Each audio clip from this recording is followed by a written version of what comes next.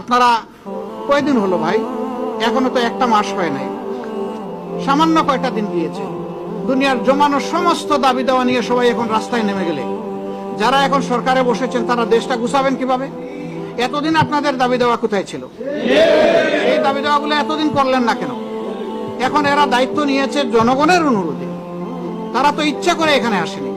তাদেরকে যদি সহযোগিতা না করে এইভাবে ব্যতিব্যস্ত করে তোলা হয়, তাইলে রাষ্ট্র পুনর্গঠন এবং মেরামতের যে কাজটা, এটা তো তারা করতে পারবে না।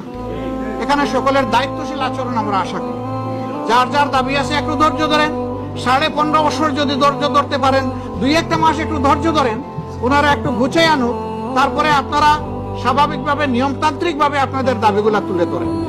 কিন্তু সেইটা করতে গিয়ে আপনারা সচিবালয়ে ঢুকে পড়বেন, আপনারা বিশৃঙ্খল অবস্থা সৃষ্টি করবেন, এটা তো দেশের জনগণ মেনে নেবে না। আপনারা কি দেশের জনগণের বিপক্ষে দাঁড়াতে চাচ্ছেন?